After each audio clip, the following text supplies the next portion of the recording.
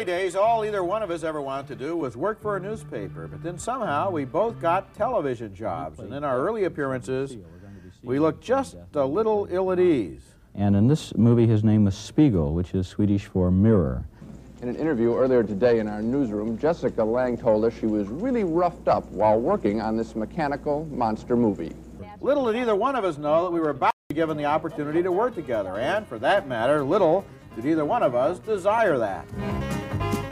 In the autumn of 1975, Chicago's public broadcast station, WTTW, decided there ought to be more talk on TV about the movies. The name of the program is opening soon at a theater near you, and seated across the aisle from me is Gene Siskel, the film critic of the Chicago Tribune and Channel 2 News.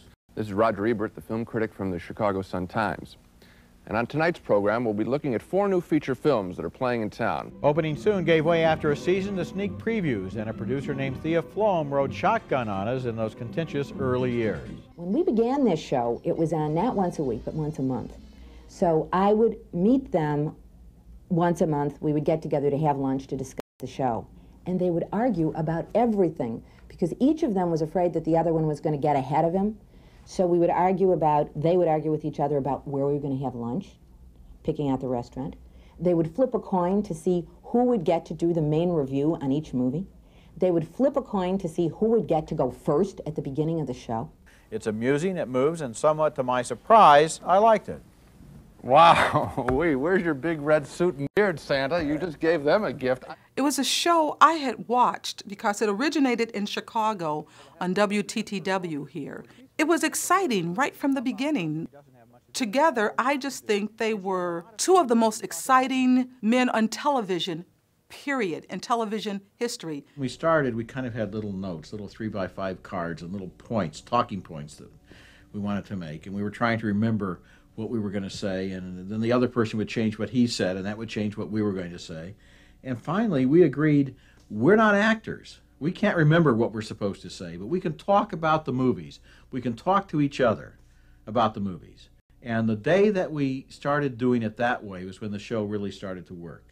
This whole sequence is taken right out of absolutely routine grade B Republic, Roger, World War II war movies of guys running out there to try to save their buddy and somebody else shooting at them. I have never felt a kill in a movie quite like that, ever, in any Vietnam film. Not in Apocalypse Now, not in The Deer Hunter? Not like that. Not like that. Well, then in that case, you're going to love The Late Show because they have kills like that every night. And people would always ask me then and now, was it really that bad? Did they not get along? It was kind of made up, wasn't it? I'm like, oh, it was much worse than you thought it was. We've seen all the movies, and frequently the voters have not. But surely you wouldn't want to interfere in the voting process. I would love to interfere. Influencing these people, you know, who have their own opinions that they want to I would love to interfere, and I'll even say this. I think that your opinion would even be worthwhile including. You know, actually, we had these.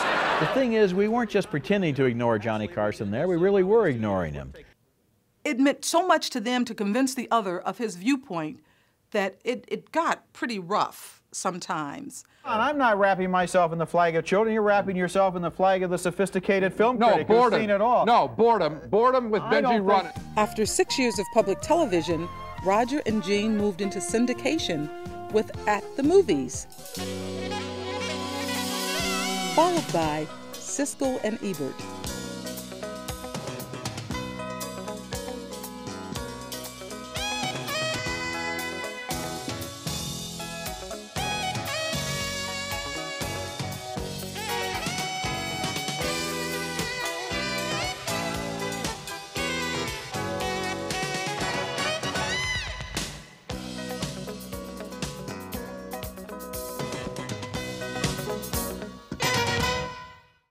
Gene was diagnosed with brain cancer, and one of the aisle seats became empty in February 1999. I lost my good friend last week when Gene Siskel passed away. My colleague and sparring partner was only 53 years old when he died from an illness he'd been fighting since last May.